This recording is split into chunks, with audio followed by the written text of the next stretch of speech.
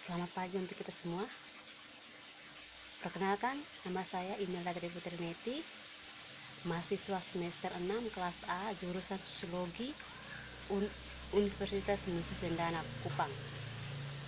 Di sini saya berperan sebagai aktor sekaligus menjelaskan wabah virus corona yang sedang marak di dunia ini. Yang pertama, menurut pendapat saya mengenai virus corona ini, virus ini pertama kali berawal dari pasar hewan dan ikan laut di Wuhan, Cina. Virus tersebut menyebar sangat pesat dan banyak memakan korban. Korban yang terkena virus corona ini semakin meningkatkan. Bahkan para pekerja dan ahli medis pun tidak sempat beristirahat karena menangani pasien yang begitu banyak. Permasalahan virus corona atau SARS-CoV-2 yang terjadi topik hangat selama hampir satu bulan tidak hanya dialami di negara pertama munculnya virus itu, Cina, melainkan sudah mendunia. Negara lain seperti Jepang, Korea Selatan, Amerika Serikat, serta mayoritas negara di Asia Tenggara berjibaku menghadang efek negatif virus ini. Sedangkan negara-negara di Uni Eropa yang awalnya aman dari serangan corona mulai terancam setelah otoritas Perancis, Jerman, Inggris, dan Italia mengkonfirmasi adanya pasien corona dari keempat negara tersebut. Italia menjadi negara terparah yang terdampak corona dengan 1.000 kasus terkonfirmasi. Virus corona atau SARS-CoV-2 adalah virus yang menyerang sistem pernapasan. Penyakit karena infeksi virus ini disebut COVID-19. Virus corona bisa menyebabkan gangguan pada sistem pernapasan, pneumonia akut, sampai kematian. Infeksi virus ini disebut COVID-19 dan pertama kali ditemukan di kota Wuhan, Cina pada akhir Desember 2019. Virus ini menular dengan cepat dan telah menyebar ke wilayah lain di Cina dan ke beberapa negara termasuk Indonesia. Coronavirus adalah kumpulan virus yang bisa menginfeksi sistem pernapasan. Pada banyak kasus, virus ini hanya menyebabkan infeksi pernapasan ringan seperti flu. Namun, virus ini juga bisa menyebabkan infeksi pernapasan berat seperti infeksi paru-paru.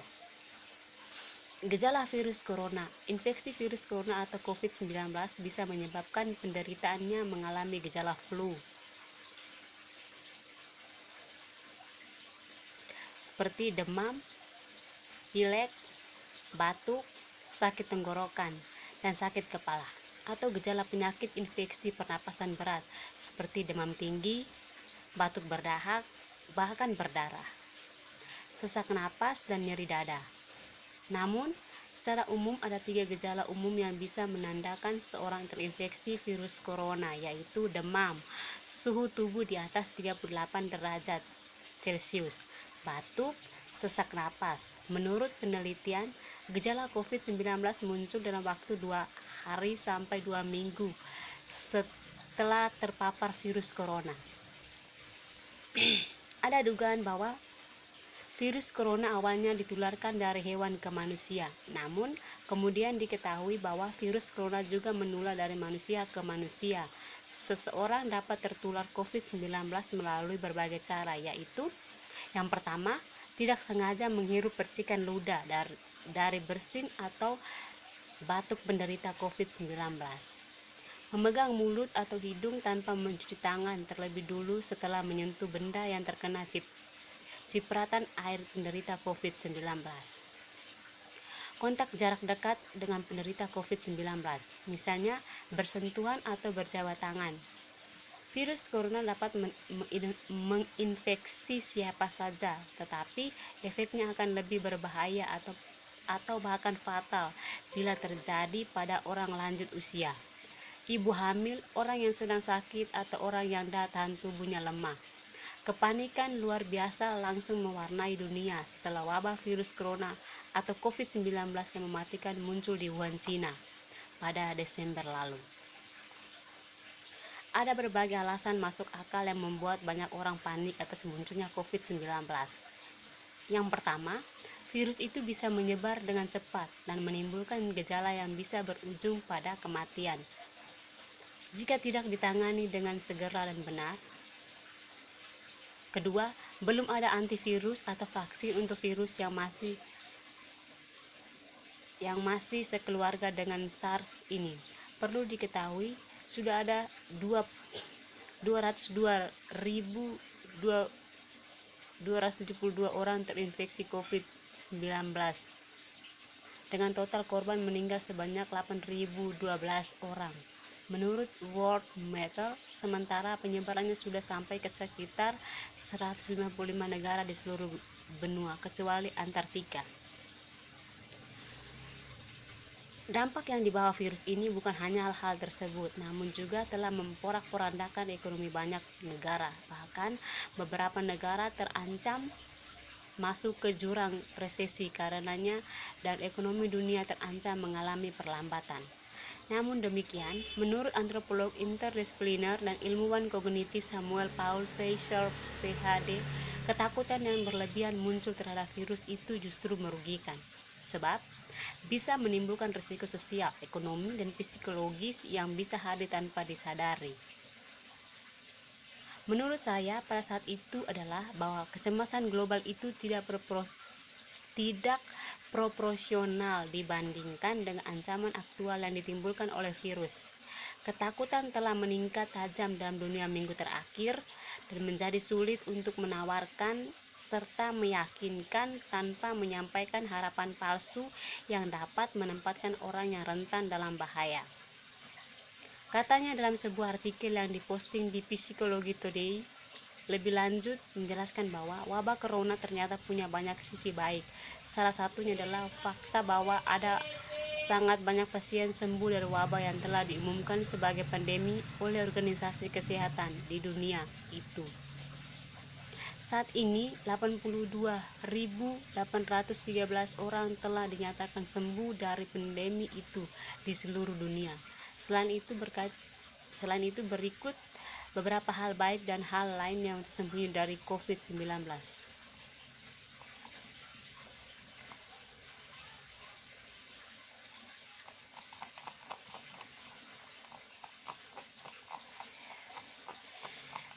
Yang kedua, tawaran atau solusi yang aplikatif untuk menyelesaikan masalah ini kepada pemerintah pusat dan daerah serta masyarakat. Yang pertama, dibutuhkan kolaborasi yang kuat dan satu suara dari Presiden, Kementerian Kesehatan, jajaran pemerintahan, pusat dan daerah dengan melibatkan seluruh tim ahli kesehatan dan masyarakat sipil dalam menangani informasi terkait COVID-19 sehingga masyarakat mendapat informasi yang transparan, jelas dan menyeluruh terkait kondisi terkini wabah COVID-19 di Indonesia. Yang kedua, Presiden dan Satgas COVID-19 untuk membangun jalur komunikasi dan memberikan arahan terkait upaya pengendalian dan penanganan COVID-19 yang jelas kepada gubernur, pemerintah daerah, masyarakat, dan dunia internasional.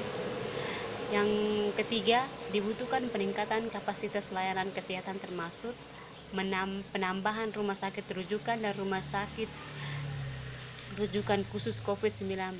Diperkirakan kapasitas ruang intensi dan alat bantu napas di rumah sakit rujukan saat ini tidak akan cukup untuk menangani seluruh pasien COVID-19 dengan klinis berat. Rumah sakit non-rujukan dan rumah sakit swasta perlu disiapkan untuk mengantisipasi penanganan pasien COVID-19 dengan menyiapkan ruang isolasi yang juga dilengkapi dengan alat bantu napas. Yang keempat, pemerintah pusat dan daerah wajib memastikan ketersediaan logistik termasuk alat kesehatan dan obat-obat yang dibutuhkan rumah sakit dan fasilitas kesehatan lainnya dalam menangani pasien COVID-19. Pemerintah untuk memastikan terjadinya pembatasan sosial dan karantina diri yang disertai upaya komunikasi publik untuk mengaungkan kepada jajaran pemerintah pusat dan daerah, pelaku usaha, pekerja, dan masyarakat bahwa situasi saat ini adalah situasi yang serius. Yang keempat, pembatalan sosial berupa lockdown dengan modifikasi atau aturan yang diperjelas dan tegas di daerah prioritas seperti DKI Jakarta ini. Yang ketiga, ajakan untuk masyarakat agar tetap menjaga kesehatan, tetap optimis, dan menjaga kebersamaan sosial. Yang mau saya tekankan lagi bahwa virus corona atau yang dinamakan virus SARS-CoV-2 adalah virus baru. Apa fakta bahwa ini adalah virus yang baru? Yang pertama, belum diketahui pasti sifat dari virus ini. Kita belum tahu pasti apa dan berapa lama efek yang disebabkan virus ini. Yang ketiga, belum ada obat yang efektif. Yang keempat, belum ada vaksin yang mencegah agar tidak terinfeksi informasi ini. Informasi ini bukan untuk membuat kita panik, tetapi untuk membuat kita agar lebih waspada. Memang apa yang sedang kita hadapi itu betul-betul terjadi dan sedang betul-betul nyata dan sedang terjadi. Mari bersama-sama kita mencegah penurunan virus ini lebih luas. Secara umum virus masuk ke dalam tubuh kita, gejala yang timbulkan itu mirip-mirip demam, sakit kepala, lemah, letih lesu, pegel-pegel, seperti itu. Bagaimana dengan virus yang masuk spesifik langsung infeksi ke saluran pernapasan? Ada pilek, hidung tersumbat, hidung melek, nyeri tenggorokan, batuk, sesak napas, dan nyeri dada. Bagaimana dengan virus corona? Gejalanya sangat bervariasi. Jadi, seperti gejala-gejala yang sudah saya sebutkan tadi itu bisa ada pada orang yang terinfeksi virus ini. Dan juga jumlah gejala ini sangat bervariasi.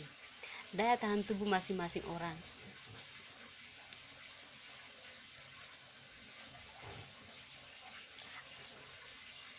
Infeksi virus ini dan juga jumlah gejala yang timbul itu juga bervariasi. Apa sih yang menyebabkan gejala ini sangat bervariasi? Daya tahan tubuh masing-masing orang. Jadi kita sebagai anak muda sehat, tidak ada penyakit dan daya tahan tubuhnya baik. Kemungkinan gejala yang timbul sangat ringan atau bahkan tidak ada sama sekali gejalanya. Yang ingin saya tekankan di sini bahwa orang yang memiliki daya tahan tubuh yang baik itu bisa tidak ada gejalanya, walaupun virusnya sudah di dalam tubuh kita. Dan orang yang daya tahan tubuh yang baik, dia bahkan mampu menyembuhkan dirinya sendiri. Karena pada dasarnya virus itu memang self-limit disease. Jadi daya tahan tubuh baik bisa membasmi virus itu. Bagaimana dengan orang-orang yang memiliki daya tahan tubuh yang rendah? Tentunya akan mengalami gejala yang berat, bisa menyebabkan sesak napas, bahkan bisa sampai dampak kematian. Siapa saja sih orang yang kita ketahui daya tahan tubuhnya rendah? Orang tua yang umur di atas 60 tahun, orang-orang dengan penyakit penderita yang biasanya ditemukan di orang tua, misalnya kencing manis, darah tinggi, sakit jantung, sakit ginjal, penyakit penyerta biasanya ditemukan di orang tua seperti kencing manis, darah tinggi, sakit jantung, sakit ginjal, sakit paru, sakit liver, kanker, dan lain sebagainya. Orang-orang inilah akan sangat menderita ketika ia terinfeksi oleh virus corona ini. Untuk kita yang datang tubuh baik tetap terinfeksi virus ini, kita bisa meningkatkan daya tahan tubuh untuk melawan virus. Tetapi bagaimana dengan orang-orang yang dengan daya tahan tubuh rendah? Itu yang harus dipikirkan, itu yang harus kita cegah supaya mereka tidak tertular virus ini. Jadi apa yang bisa kita lakukan untuk membantu mereka yang daya tahan tubuhnya rendah dengan cara jaga jarak, hindari keramaian, dan di rumah saja. Kenapa? Karena virus ini paling kita takutkan dan sudah kita ketahui tentang virus ini. Penyebarannya sangat amat cepat dan lebih mudah dan lebih cepat di tempat-tempat keramaian. Tapi jangan panik teman-teman yang masih muda dan sehat merasa ada gejala COVID-19, misalnya seperti demam rendah, nyeri tenggorokan, sedikit pilek, batuk, terus harus langsung menuju ke rumah sakit. Bukan itu maksud saya. bukan berarti kalau teman-teman ada gejala itu harus segera ke rumah sakit. Apa yang harus kita lakukan ketika kita mengalami gejala itu? Lagi-lagi di rumah saja. Tingkatkan daya tahan tubuh dari rumah, istirahat yang cukup, tidur malam 7-9 jam, makan makanan bergizi, minum air yang banyak, dan olahraga atau aktivitas ringan di rumah.